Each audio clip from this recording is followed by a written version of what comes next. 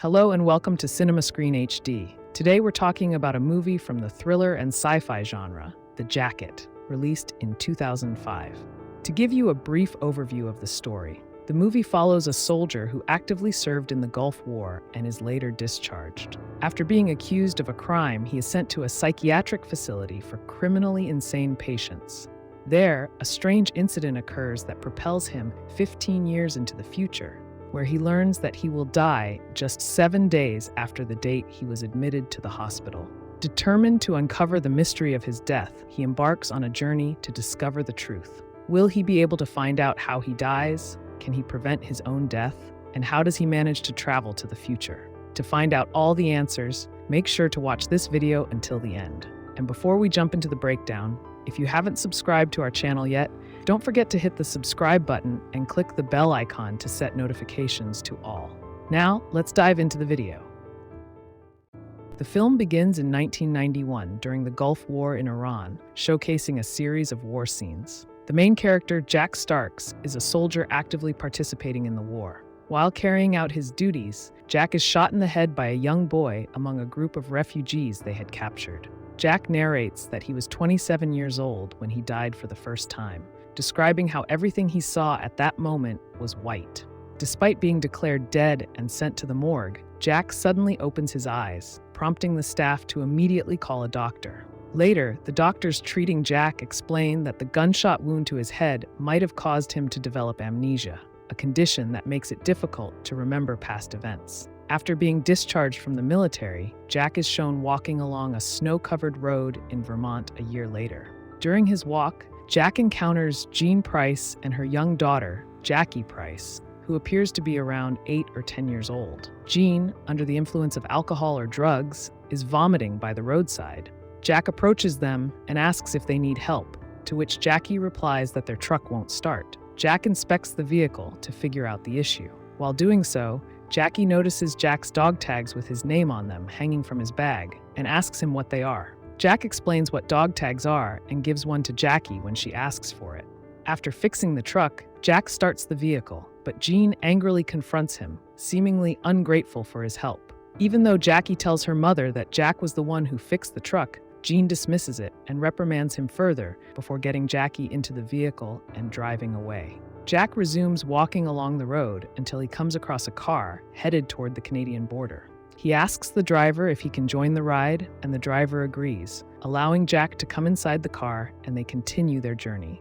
After some time, the car they were traveling in comes to a stop as the driver notices a police car approaching from behind. However, at this moment, the story doesn't reveal what exactly happens next. The next scene shows Jack appearing in court, standing trial for the murder of a police officer. During the trial, Jack claims that aside from Jean and Jackie, he remembers nothing else or anyone else. The jury hears evidence that the officer was shot 3 times and the gun was found near Jack, who was unconscious at the scene. Experts testify that such incidents could stem from the psychological trauma caused by the war, often affecting soldiers' mental health. As a result, the jury does not convict Jack as a criminal, but instead deems him mentally ill. Jack is sent to Alpine Grove Psychiatric Hospital, a facility for mentally ill offenders, under the supervision of Dr. Thomas Becker. After arriving at the hospital, Jack is taken to his room, where he is given new clothes and the necessary medication. One night, while Jack is asleep in his room, 2 hospital staff members enter, administer an injection, and take him to the morgue located on the ground floor. There, following Dr. Thomas Becker's orders, they strap Jack into a jacket and place him inside a morgue drawer, locking him in.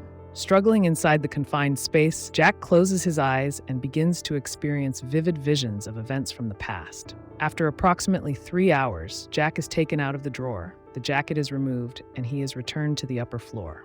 Later, during a group session in the main hall led by Dr. Beth Lawrenson, another patient named Rudy McKenzie approaches Jack and asks, "You are the guy who killed a cop?" Jack avoids the question, replying, "I don't like to talk much." Despite this, Rudy continues trying to engage in conversation. When Jack asks Rudy why he is at the hospital, Rudy replies, "Because I tried to kill my wife about 30 times. Jack responds sarcastically, "If you tried to kill your wife 30 times, you really must be crazy." At this point, Dr. Beth Lawrenson intervenes, shifting their focus and examining both of them. That night, Jack is taken to the morgue again. while before locked inside the drawer, Dr. Becker talks to him, but Jack unexpectedly punches Dr. Becker in the face.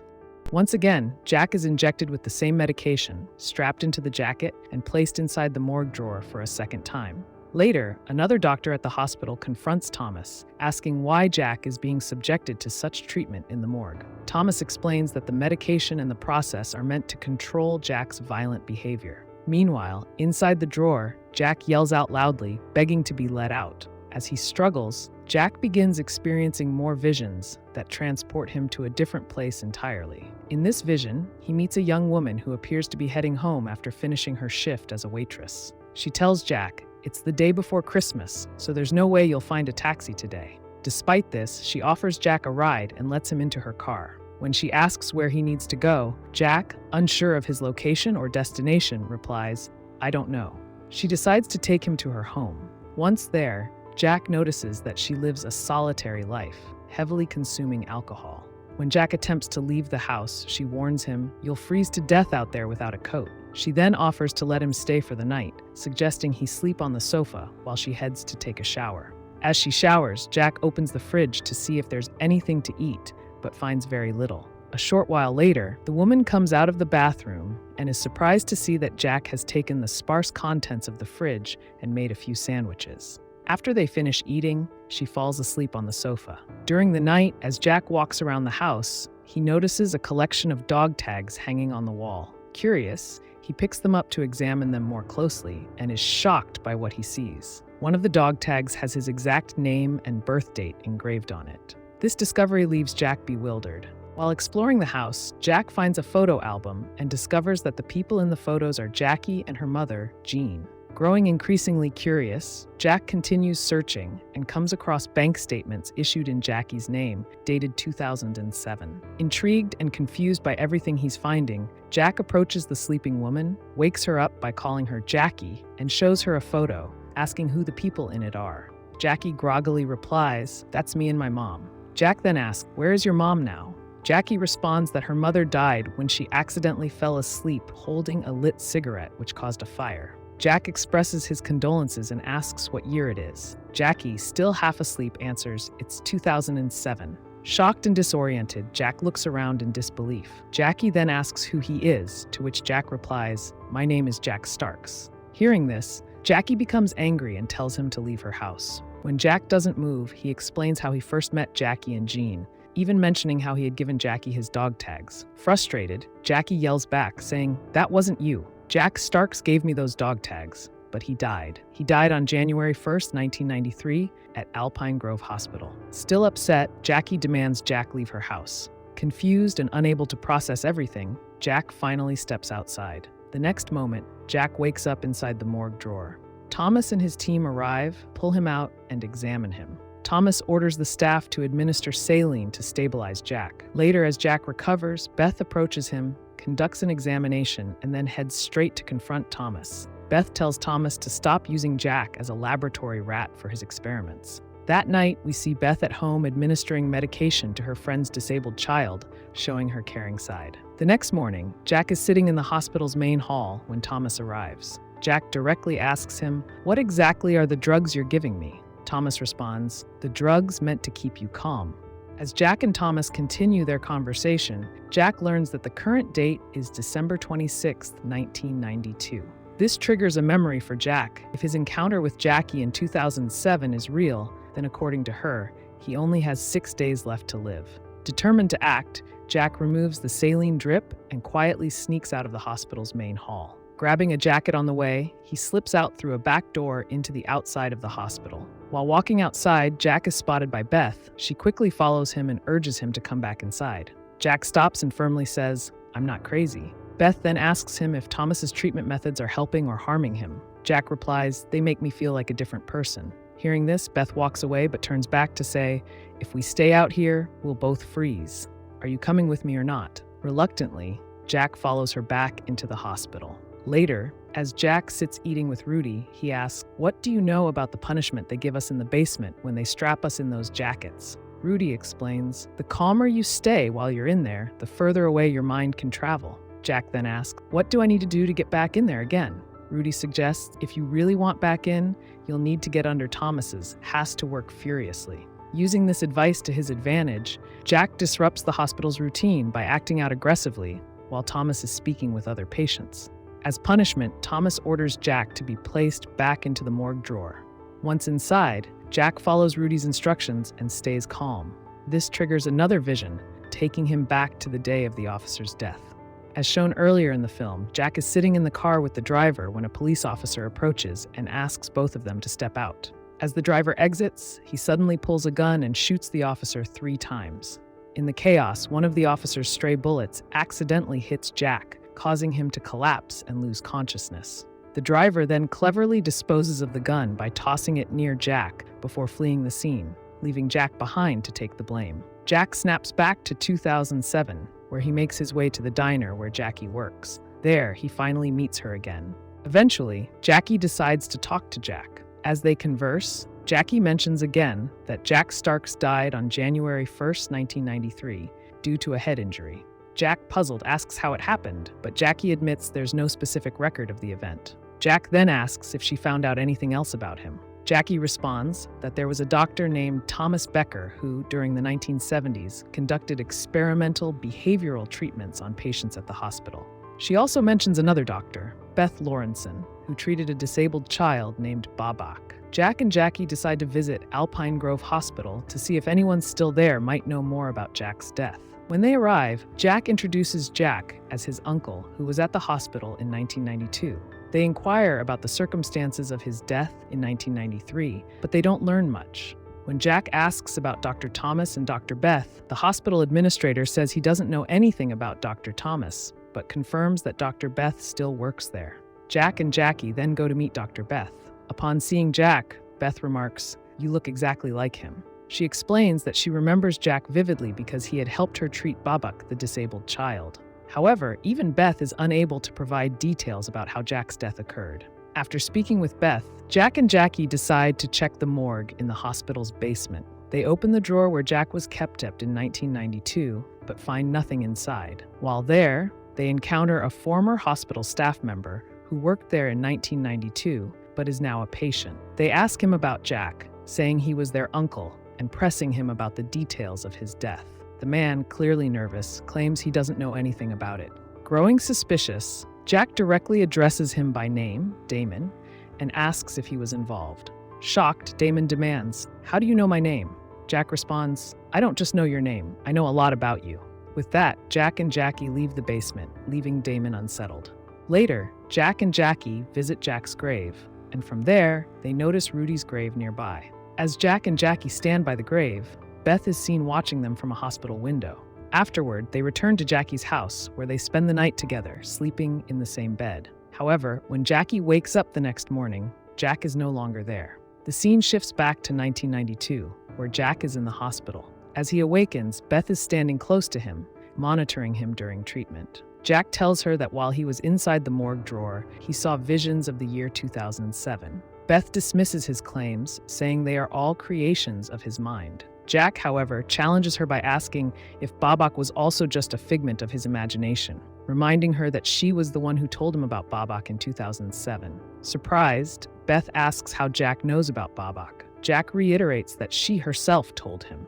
Beth, unsettled, leaves the room. Later that evening, at home, Beth asks her friend if she ever mentioned treating Babak to anyone. Her friend replies that she hasn't told anyone about it. Meanwhile, back at the hospital, under Thomas's orders, Jack is once again placed inside the morgue drawer. This time, Jack is eager to go in, knowing it allows him to see Jackie. Jack then reappears in Jackie's car. As they talk, Jackie mentions that Beth treated Babak for seizures using a small electric shock device. Jackie found Thomas's address, determined to get answers. Jack and Jackie visit Thomas's house, but they are informed that he is at a church. They head to the church and find Thomas. When Thomas sees Jack, he is visibly startled and asks, "How are you here? He died years ago in the hospital. Are you his son?" Jack replies, "No, I am him." Thomas, shaken and scared, reacts as though he's seen a ghost. When Jack asks him how he died in 1993, Thomas avoids answering and hurriedly leaves the scene. Jack realizes that someone in 1992 is trying to get him out of the morgue drawer. With this in mind, Jack asks Jackie for the address of the house where they were staying when she first met him. Jackie gives him the address, and as they are traveling together, Jack suddenly disappears from 2007 and finds himself back in 1992. In 1992, Thomas removes Jack from the drawer, takes off the jacket, and begins treating him. When Beth approaches, Jack tells her that Babak has seizures, which is why he struggles to speak and learn properly. He explains that Beth will use electroconvulsive therapy on Babak, which will cure him. Beth, however, dismisses the idea, saying she does not perform that treatment on children, and, moreover, Babak is her friend's son, so taking such a risk is out of the question. Jack insists, telling her that she will do it, and asks for a pen and paper. Later, Beth goes home and decides to administer the treatment Jack described. To her surprise, Babak improves significantly after the therapy. Now convinced of Jack's truthfulness, Beth returns to him and asks what he needs her to do. Jack tells her he needs to deliver a letter to someone and asks her to take him to the address he mentioned. Beth agrees, and they arrive at the house. When Jack knocks on the door, young Jackie answers and immediately recognizes him, saying, "I remember you." Jack replies, "I remember you too." He steps inside and meets Jackie's mother, Jean. Jack gives Jean the letter, explaining that it contains details about Jackie's future and Jean's fate. He assures her that while this may seem unbelievable, everything written in the letter is true. After leaving the house, Jack sees young Jackie again and tells her, "You have to be a good girl." She responds with a soft, "Okay." Jack then gets back into the car with Beth, but on their way to the hospital, Jack begins to struggle physically. He tells Beth to put the jacket back on him and to place him inside the drawer. After a while, Jack arrives at the hospital. With Beth's help, he gets out of the car. However, as he's walking through the snow, he starts experiencing vivid visions, loses his footing, and falls, hitting his head and sustaining a serious injury. Beth, along with another doctor, helps Jack to the morgue. They put the jacket on him, administer the medication, and place him into the drawer for the final time. Jack reawakens in 2007, where he meets Jackie again.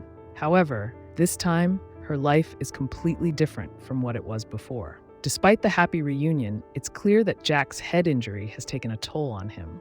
Spotting his condition, Jackie, now a doctor, stops her car and tells Jack, "I'm on my way to the hospital. Come with me, and we can get that injury treated." She helps him into the car. As they drive, Jackie receives a phone call from Jean, and we learn that Jean is alive, having followed the advice Jack gave her in the letter. With this heartwarming resolution, the movie concludes on a hopeful and uplifting note, wrapping up this beautiful story.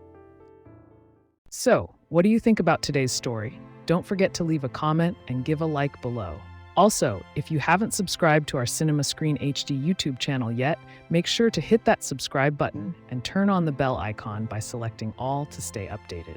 That's it for today. We'll see you soon in the next video. Until then, have a great day, everyone.